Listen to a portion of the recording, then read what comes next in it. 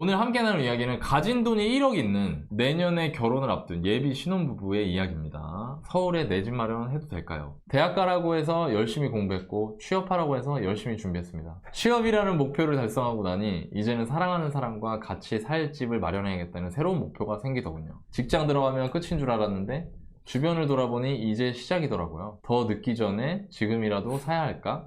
일단 남들처럼 전세로 시작할까? INFJ 모범생 똑순이 내년 봄에 결혼을 앞둔 예비 신부님을 만나보려 합니다. 가진 돈은 종잣돈 1억, 내년 봄 결혼 앞둔 예비 신혼부부입니다. 주변에서 첫 집이 제일 중요하다, 집 사려고 마음먹은 것만 1년, 여전히 확신이 없어서 망설이고 있습니다. 관심 있는 곳은 서울 강서구 혹은 은평구입니다. 1억으로 서울 내 집 마련할 수 있을까요? 아니면 전월세 살면서 돈을 더 모아볼까요? 저는 어릴 때부터 모범생 그 자체였어요. 어른들이 대학 가라고 하니 공부했고 좋은 회사 가라고 하니 열심히 취업 준비했습니다. 시키는 대로 따라했고 인생에서 정말 열심히 살았던 시기를 보냈습니다. 지금 남자친구도 같은 직장에서 만났고요. 5년 연애 끝에 이제는 쭉 함께 하기로 했습니다. 하지만 최근 들어 아쉬운 점이 있습니다. 둘 다 공기업에 다녀서 안정적인 직장을 다니고 있지만 연봉이 현저히 적어요. 한 달 실수령이 200만원 후반대입니다. 주변 대기업 간 친구들 보면 현타 안 올 수가 없더라고요. 난 분명 열심히 살아온 것 같은데 모아놓은 돈도 부족하고 집도 없다니 결국엔 출발이 늦었다는 조급한 마음이 생겼습니다. 연애는 즐거우면 되지만 결혼은 현실이잖아요. 남친은 우리 남들처럼 전세로 시작하자. 저는 일단 집은 사야 되지 않을까? 였습니다. 어렸을 때 집에 빨간 딱지 붙은 적이 있는데 그때 저희 가족이 다 쫓겨났었거든요. 그 이후로 저는 내 집에 대한 욕구가 정말 강해졌어요. 하지만 현실적으로 돈이 없잖아요? 그래서 어쩔 수 없이 조심해서 대출받자 생각했어요. 저는 일목요연하게 꼼꼼히 정리하는 걸 참 좋아합니다. 내 집 마련을 결심한 후 노션에 후보군들을 쫙 정리했습니다. 네.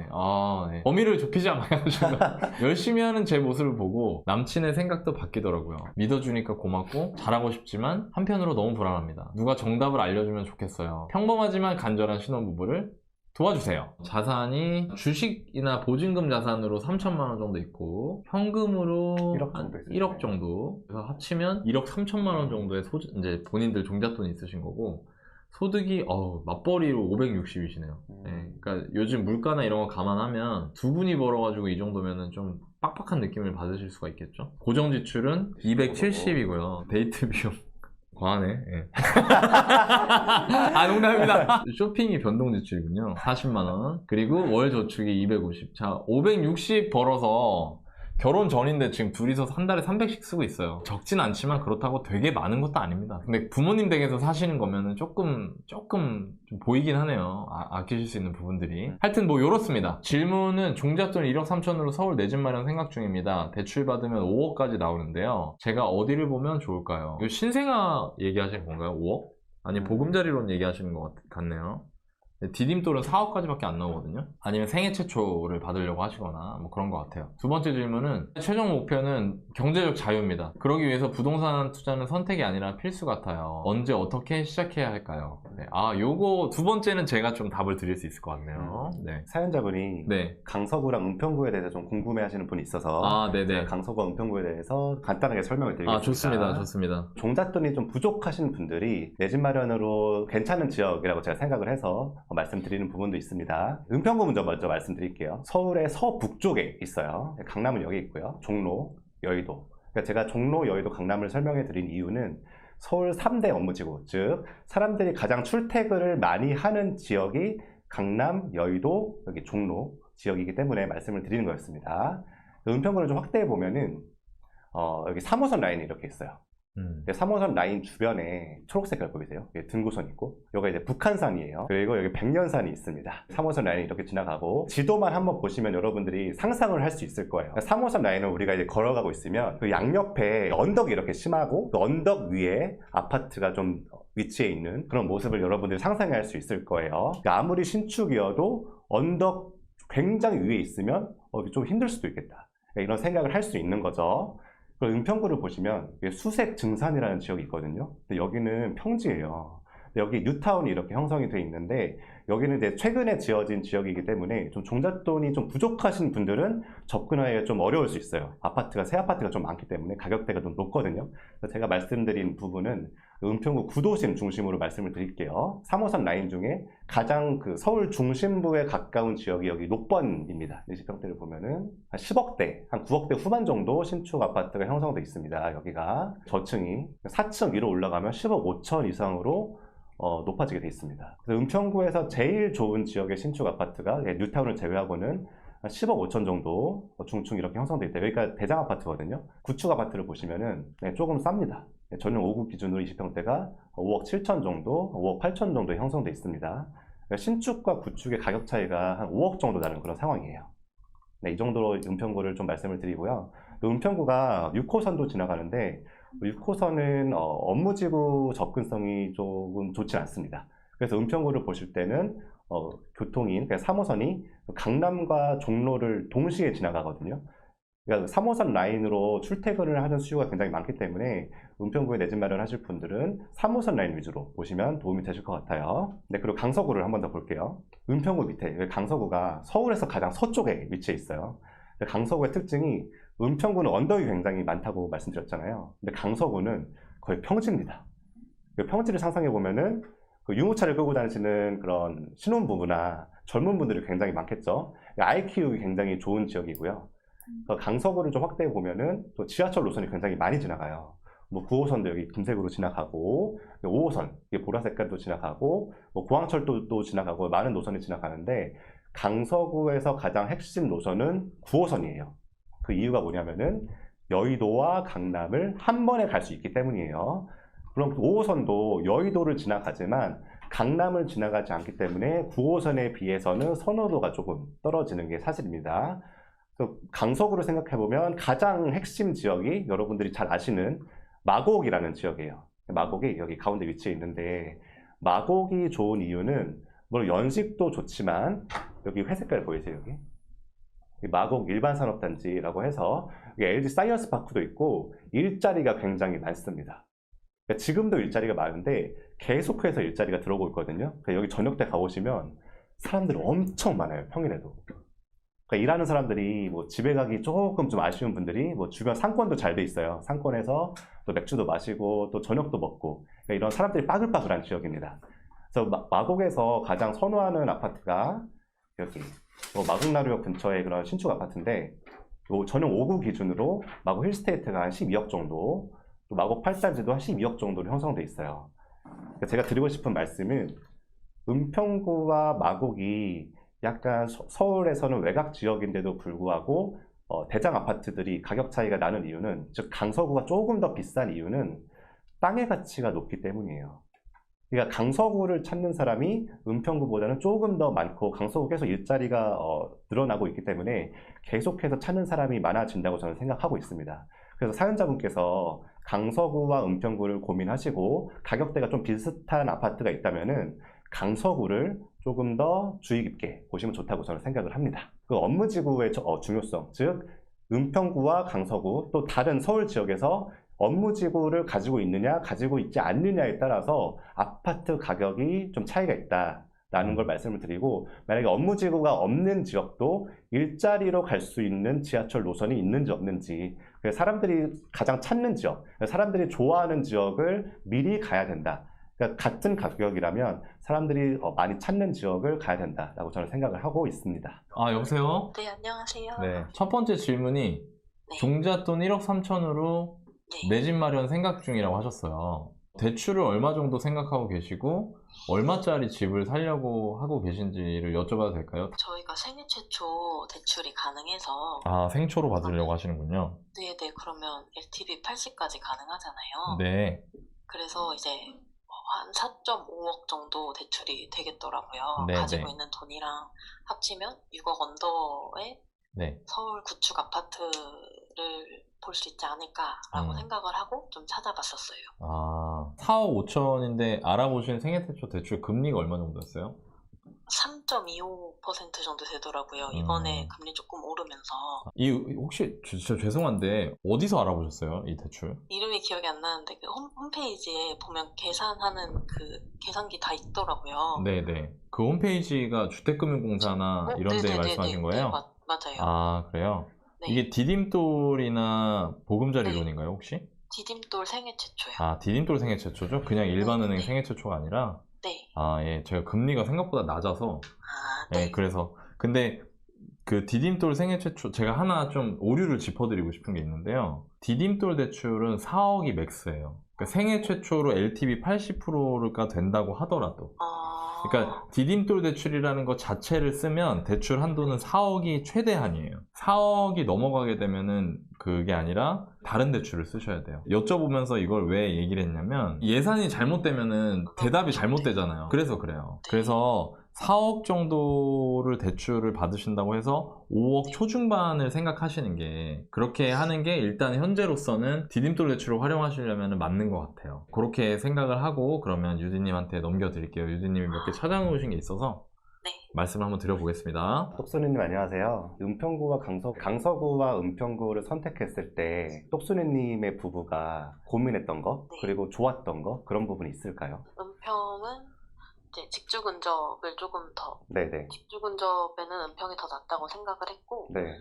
강서구는 저희가 둘 다 부동산 통해서 이제 직접 다 가서 봤었는데 네네. 주변 환경들이 좀 잘 조성이 돼 있더라고요. 맞아요. 부호선 네. 라인이기도 하고 네네. 그러다 보니까 네. 강남이든 어디 여기저기 다니기도 괜찮고 네네.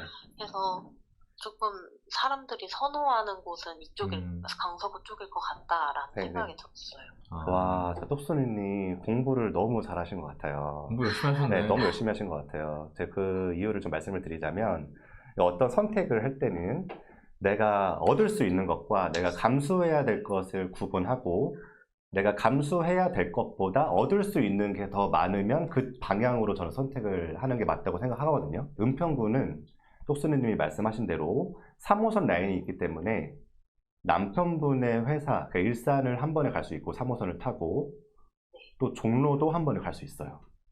그러니까 출퇴근이 편한 거죠. 네.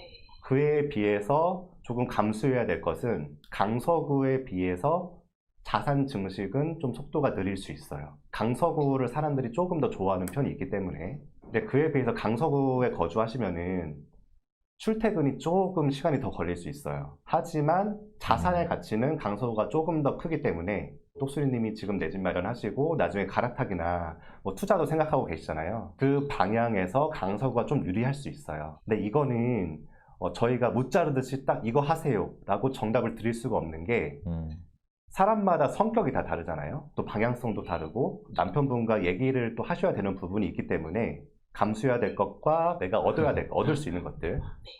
지금 목소리가 굉장히 점점 작아지시는데 어려우시죠, 똑수리님? 네. 이게 투자면은 좀 명확하게 말씀을 드릴 수 있거든요. 네. 근데 내 집 마련이시잖아요. 네. 그러니까 자산의 가치를 뛰어넘는 두 분의 행복이 있을 수 있기 때문이에요. 네. 맞아. 그러니까 두 분의 삶의 질도 있을 수 있고 두 분이 뭐 자산 가치로는 살짝 좀 아쉬울 수 있지만 또 몸도 더 편하게 출퇴근할 수 있고 그런 부분이 있기 때문에 그런 저희가 판단할 수 없는 부분을 무자르듯이 말씀을 드릴 수가 없는 이유가 있기 때문이에요. 아니면은 은평구 또는 강서구에서 한번 출퇴근을 해보세요, 아침에. 그러면 명확해지실 수 있어요. 좋은 생각이다. 네. 여기까지 듣고 네. 그러면 이런 거는 어떤가요? 물어보고 싶으시거나 이런 건 없어요? 제가 사실 지금 본가가 회사랑 좀 많이 멀어서 네. 사실 직주 근접이 되는 곳에 가고 싶다는 생각이 요즘 몸이 좀 힘들다 보니까 더 커지긴 했는데 이게 머리는 계속 그래도 다른 사람들이 더 좋아할 만한 곳을 사는 게 맞다라는 생각이 계속 한 곳에서는 계속 들긴 하거든요. 네. 근데 이제 저나 남자친구 둘 다 회사가 강남이랑은 아예 멀다 보니까 근데 보통은 다들 강남과 가깝고 좀 강남을 가기 쉬운 곳을 위주로 생각을 하시잖아요, 다들. 네. 그래서 그 중심을 이제 도심으로 광화문이나 뭐 이쪽으로 잡고 보려고 하는데 사람들이 선호하는 곳을요. 네. 네, 꼭 이제 강남이 가깝지 않아도 투자로서의 가치가 네. 있을지 이런 것도 좀 궁금해요. 상승장 되면은 벌어질 거예요. 아, 예, 당연히. 그거는 당연해요, 사실. 네, 네.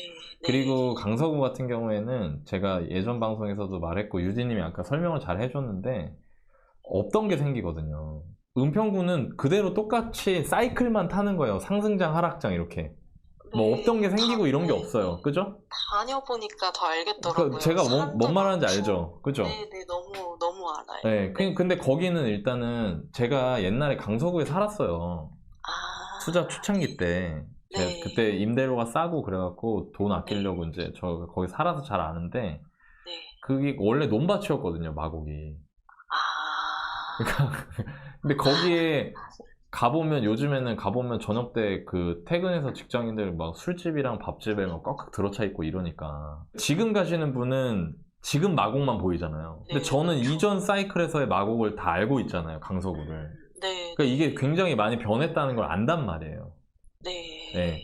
그러니까 아무래도 당연히 그렇죠. 근데 이거는 아까도 말씀드렸다시피 제가 만약에요, 두 분이 상의해서 결정을 안 하잖아요? 네, 그럼 어떻게 되냐면 예를 들어 강서구 가요. 네, 강서구 가가지고 이제 이렇게 되는 거예요. 출퇴근하다가 갑자기 네. 아씨 권유디 진짜 아씨 너나 진짜 씨 너무 힘들어 씨 이렇게 되는 거예요. 왜냐면 그 아까 말한 자산으로서의 가치, 우리가 자산으로서의 가치라고 어렵게 얘기했는데 쉽게 말해서 나중에 더 올라갈 거 말하는 거잖아요. 그렇죠. 그거는 나중 일이거든요. 네, 그거는 상승장 오고 상승장 진행되면서 내 눈으로 확인해야 되는 건데 지금 당장 내 몸이 힘드니까 맞아요. 아유 그 3호선 탔으면 이 고생 안 해도 되는데 으유 너나 막 이러면서 다닌단 말이에요. 그죠? 그쵸. 그래서 이거는 두 분이 고민을 해보시는 게 좋고요. 네, 이렇게만 얘기하는 것보다 제가 좀 제 경험을 삼아서 팁을 좀 드리면 고생 젊을 때 안 하고 언제 할 거예요? 그쵸. 그쵸. 그렇지 않아요?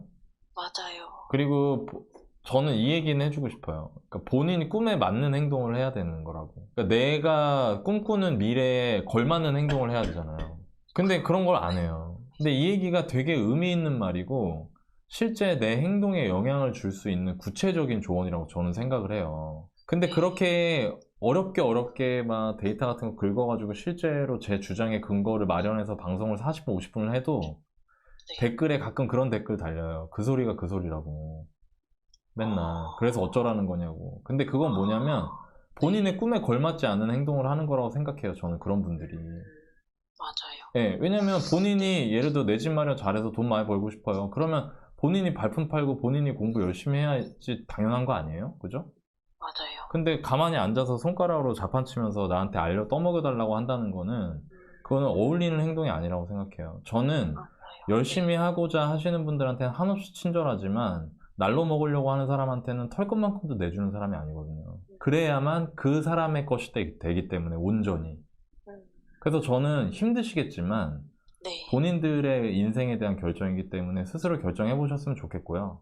네. 다만 본인이 원하는 게 크다면 네. 그만큼 큰 대가를 치를 각오를 하시는 게 맞다고 생각해요. 네. 네. 알겠습니다. 이 정도면 됐을까요? 네, 네. 충분히 잘 이해했어요. 네, 좋습니다. 똑똑해서 그래요. 감사합니다. 네. 두 번째 질문에 대해서 답을 한번 드려보고 싶은데 최종 목표는 돈 걱정 없이 사는 겁니다. 부동산 투자는 선택이 아니라 필수 같아요. 언제 어떻게 시작해야 할까요? 이렇게 질문을 주셨잖아요. 네. 이거 진짜 좋은 질문이거든요. 아, 진짜 너무 좋은 질문이에요. 그래서 제가 짧은 시간이지만 압축해서 전체적인 그림을 한번 그려볼게요. 직장인 재테크 첫걸음 제목 준비됐습니까? 네. 네, 좋아요. 이거 보시는 분들도 대답을 하면서 한번 봐보세요. 재테크를 해본 경험이 있다. 아주 소소하게. 소소하게. 자, 좋습니다. 네. 어떤 경험이 있죠? 주식도 나름 이제 깔짝깔짝 아, 네네. 공부 삼아 해봤고, 아, 네네. 이제 뭐 요즘 많이들 하시는 공모주 이런 것도 아, 네. 소액으로 하고 있고, 아, 네네. 그거 말고는 이제 뭔가 공부나 알아보는 건 이것저것 시도를 했는데, 네. 실제로 경험한 거는 없어요, 그 외에는. 아, 좋아요. 그럼 재테크 경험은 남들처럼 소소하게 소액으로는 해봤다. 요거네요. 네네. 좋습니다. 나는 저축의 기준과 원칙이 있다. 제가 생각하는 범위 내에서 하는 것 같아요. 그 생각하는 범위가 어떻게 돼요? 급여에서 50%는 하자라고 음, 생각해서 하고 있어요. 지금 50% 정도 하고 계신가요? 네네. 좋습니다. 나이스인데요? 좋아요. 제가 이 질문 해볼게요. 네. 나는 세제 혜택을 꼼꼼히 챙기고 있다. 찾아는 보는데 실제로 적용받는 게 많진 않지만 네. 이제 관심 가지고 알아보고 있어요. 알아보고 계세요? 네. 좋아요. 직장 생활 몇 년 하셨죠? 5년 차요. 5년 차예요. 좋아요. 네. 마지막 질문입니다. 정해놓고 재테크 공부를 하는 시간이 있다. 짧아도 괜찮아요? 그럼요. 네. 하루에 30분씩 정도는 하는 것 같아요. 좋아요. 그걸 기록하고 계신가요? 네. 노션을 좋아하는 편이라. 네. 그쵸. 네. 정리의 여왕이니까, 그죠? 네. 좋습니다. 아예 아무것도 안 하시는 건 아닌 것 같아요. 제가 얘기를 들어보니까. 네. 관심은 가지고 있어요. 네. 근데 지금 약간 헤매고 있는 것 같아요. 네. 그러니까 확신이 없어서 약간 네. 발 하나 걸쳐놓은 느낌이라고 해야 되나? 맞아요. 맞아요. 맞나요? 네. 지금 딱 그 정도거든요. 뭐 아예 관심이 없는 분들은 뭐 저축의 기준과 원칙도 없고요. 소액으로도 해본 적도 없고요. 공부를 정해놓고 하지도 않고 다 그래요. 네, 근데 일단은 거기서는 한 단계 위로 올라오셨어요. 네. 그래서 일단 그거는 제가 잘했다고 말씀을 드리고 싶어요. 네, 네. 잘했어요. 그런데 네, 감사합니다. 그런데 이 페이스대로라면 본인의 최종 목표에 도달하기는 어려울 것 같아요. 그게 고민이에요. 그죠? 저도 계속, 네. 좋아요. 그럼 제가 간단하게 말씀을 좀 드려볼게요. 저 직장생활 13년 했거든요. 27부터 39까지. 네. 그래서 저도 직장생활을 너무 잘 이해하고 있어요. 네. 이 직장인들, 이 사람들이 돈 버는 과정이 있어요. 자산가 되는 과정. 단 한 명의 예외도 없어요. 이 과정에 무조건. 자, 첫 번째 소득, 두 번째 지출, 세 번째 저축, 네 번째 투자 혹은 사업이에요. 여기서 벗어나서 부자가 될 수 있는 방법이 있을까요? 이거 말고 다른 방법으로. 아니요. 없습니다. 없어요. 네. 무조건 이거예요. 네. 자, 그럼 1단계가 뭐예요? 소득이죠? 네. 자, 소득이 크면 유리할까요? 적으면 유리할까요? 당연히. 클수록 유리해요. 좋아요. 그럼 이제 메타인지를 돌려봅시다. 본인은 소득에서 유리하다고 생각해요? 불리하다고 생각해요? 불리하다고 생각해요. 그죠? 본인의 네. 가장 큰 어려움 중에 하나가 내가 왜 대기업 안 갔을까 이거잖아요. 네. 그죠? 그러면 소득에서는 일단 불리해. 두 번째, 지출. 지출은 어떤 것 같아요? 아까 본인이 50% 정도의 원칙을 갖고 있다고 했잖아요. 네. 이거를 내가 잘했나 못했나를 제가 딱 그 판단할 수 있는 방법을 알려드릴게요. 엄마랑 아빠랑 같이 사는데 네. 좀 아쉽다라는 마음이 들면은 네. 아쉬운 맞아요. 거고요. 네. 더 모을 수 있었는데 라는 생각이 들면 일단 여기도 조금 아쉬운 거예요. 어때요? 네. 본인은? 더 모을 수 있었는데 라는 네. 생각이 먼저 들어요. 그죠? 네. 그럼 일단 여기 두 번째 라운드에서도 약간 불리한 거예요, 지금. 자, 그 결과가 저축인 거죠. 그 결과가 저축이고 두 분이 1억 초반의 종잣돈을 갖게 되는 거예요. 그 이후로. 네. 그죠? 네. 물론 적은 돈 절대 아니지만 본인이 생각하기에는 아쉬운 정도인 거죠. 네. 그죠? 네. 자, 그러면 봐봐요. 지금 근데 본인은 어디에 관심이 많냐면 투자에 관심이 있는 거예요. 네. 자, 마지막 단계에 관심이 있어요. 그럼 뭐부터 해야 될까요, 지금 우리? 소득을 늘리던가 지출을 그렇죠. 줄이던가. 왜 이렇게 똑똑해? 소름 끼쳤어, 지금. 보통 투자를 더 잘해야 됩니다, 이러거든요. 네, 근데 단계가 순서상 어디를 먼저 해야 되는 거예요? 1단계부터. 그렇죠. 그거부터 네. 할 수 있는 게 뭔지를 찾아봐야 된다는 거예요. 네. 이게 너무 중요한 거예요. 네. 그러면 여기서부터 고민을 해봤으면 좋겠어요. 첫 번째.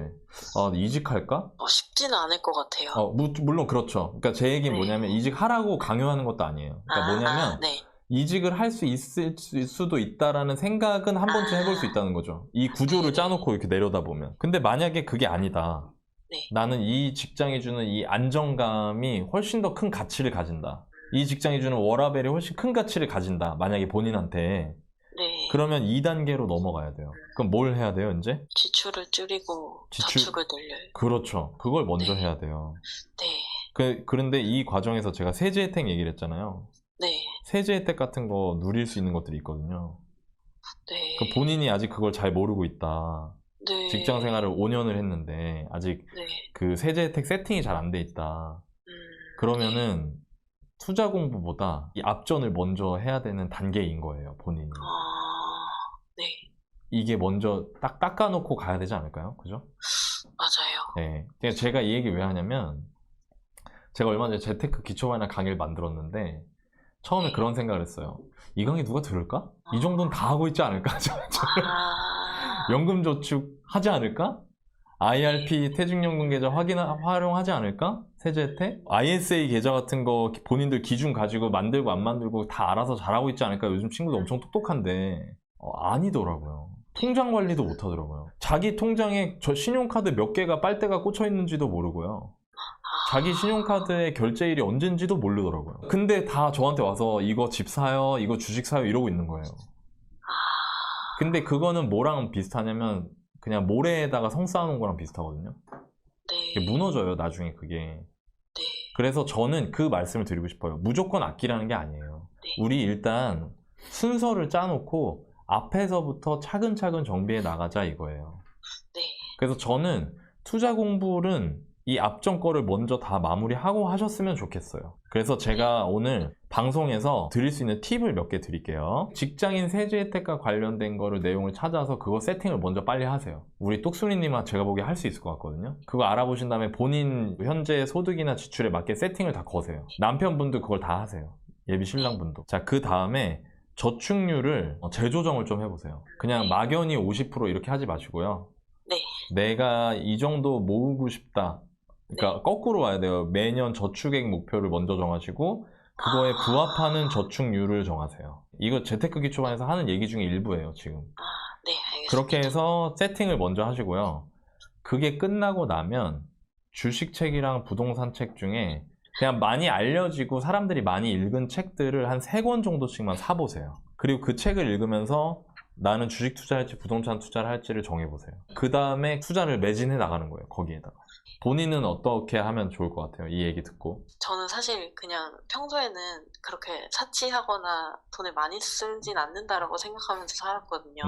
네. 근데 이제 오늘 이제 방송으로 표를 보면서 이제 해주시는 말씀 들으니까 내가 원하는 목표에 비해서 소비를 좀 많이 하고 있었던 것 같다라는 생각도 들어서 저축을 늘리고 지출을 줄이는 거에 조금 더 초점을 맞춰야 지금 단계에서는 더 맞는 것 같아요. 너무 멋있습니다. 똑순이님은 진짜 똑똑순이네. 네. 네. 그렇게 하고 나서 나중에 이제 내가 세팅이 다 되고 투자를 어떤 쪽에 투자에 관심을 가지고 공부를 해나가야겠다라는 생각이 좀 들면 똑같이 하루에 30분을 투자해도 그 왜 돋보기로 햇빛 이렇게 해갖고 빛을 모으면 종이가 타잖아요. 네. 그것처럼 집중이 되는 거예요. 그러니까 지금 하루에 30분씩 하는데 이런 식으로 30분씩 1년, 2년 해봤자 1, 2년 뒤에 달라질 게 없어요. 네. 왜냐면 중구난방으로 내가 뜬구름을 잡고 있기 때문에 지금. 그리고 네, 그렇게 뭘 해야 될지 잘 모르겠어요. 그렇죠. 그건 거예요. 네. 그래서 제가 네. 그 얘기를 한 거고 그렇게 했는데 이제 이 다음부터 내가 실전 투자 같은 걸 하고 싶은데 너무 어렵다. 네. 너무 무섭다. 네. 그러면 그때 강의 같은 거 그때 들어봐도 돼요. 그때가 되면 다시 월급쟁이 부자들 사연 보내주시거나 아니면 저희 월부닷컴 있잖아요. 네네. 월부닷컴에서 또 다른 사람들한테 물어보기도 하시고 하면서 하나씩 조금씩 천천히 해보시면 좋을 것 같습니다. 오늘 어떠셨어요? 지금 말씀해주신 이 단계별에 대해서는 생각을 아예 못 해봤던 부분이거든요. 이제 네. 처음에 유디님 말씀해주신 것처럼 어디를 사야 되나 이것만 생각하고 있다가 좀 네. 더 본질적인 부분을 다뤄주신 것 같아서 네. 기초를 먼저 탄탄하게 해서 무너지지 않는 모래성을 만들어야 되겠다라는 네. 생각을 좀 하게 된 것 같아요. 아, 좋습니다. 제가 공무원이었거든요. 맞아. 네. 저는 똑순이님보다도 수입이 훨씬 낮았어요. 저는 2014년에 공직을 시작해서 이제 올해 2월에 이제 퇴직을 했는데 저는 2014년, 그러니까 10년 전이죠. 10년 전에 제 월급이 100만 원 단위였어요. 네, 근데 그럼에도 불구하고 지출이 많은 편은 아니어서 그 돈은 그래도 어느 정도 모았었는데 제가 월급에 들어와서 막 보험도 막 해지하고 너나이님한테 배우고 지출도 막 줄이고 그러면서 성장을 했거든요. 똑순이님 처음에 공기업 취업하셨을 때 공부하시기까지 되게 힘드셨죠? 네. 근데 합격하니까 그 힘든 그런 기억들이 많이 미화되잖아요. 없어지잖아요. 맞아요. 네, 지금도 저는 똑같을 거라고 저는 생각을 해요. 제가 무슨 말씀을 드리고자 하냐면은, 아까 그 내 집 마련 지역을 선택할 때, 강서구에 하면은 자산을 더 빨리, 그러니까 더 많이 오를 걸 알고 있었지만, 네. 막상 내 눈앞에 닥친 게 출퇴근이 힘든 거니까, 네. 출퇴근이 더 쉬운 은평구를 선택하실 수도 있다고 말씀을 해주셨잖아요. 네. 근데 그게 아직 방향성이 안 잡힌 거고요. 네. 지금 강서구를 선택하시면 그 출퇴근이 힘든 게 나중에 이제 자산 증식이 되면은 네. 다 잊혀질 수도 있을 것 같아요. 아, 그 길의 첫 번째 방향이 방금 너나이님께서 말씀해주신 뭐 세제 혜택을 받는 그런 방향성, 그런 것들을 찾아보고 실행하는 거라고 저는 생각하거든요. 네. 그래서 똑수님 잘하실 수 있고, 똑수님도 저는 할 수 있다고 저는 생각을 합니다. 네, 감사합니다. 네, 앞으로도 응원할게요. 네, 감사합니다. 네, 고생 많으셨습니다. 네, 감사합니다. 네. 네. 유진님이 아주 참 좋은 사람이네. 소득 지출 이런 부분들에서 내 통장을 관리하는 거, 소득을 관리하는 거, 지출을 관리하는 거, 뭐 세제 혜택을 챙기는 거 이런 부분은 전혀 모르면서 당장 투자에 관심이 있고 투자조차도 뭔가 준비나 공부가 안 된 상태에서 마구잡이로 하시는 분들이 되게 많은데, 제가 고정 댓글에 링크를 하나 달아 놓을 테니까, 난 아무것도 모르는데 내 재테크를 초반부터 슬기롭게 그리고 완벽하게 체계를 갖추고 공부해보고 싶다 하시는 분들은 그 고정 댓글 링크를 참고해 보시면 좋을 것 같습니다. 자, 저와 같이 공부할 수 있는 기회들이 있을 수 있으니까, 저와 같이 뭐 질문 주고 비공개 라이브도 하고 이런 자리를 만들려고 하는데 고정 댓글에 안내를 해놓을 테니까 네. 여러분들 많이 참여해 주시면 좋을 것 같고요.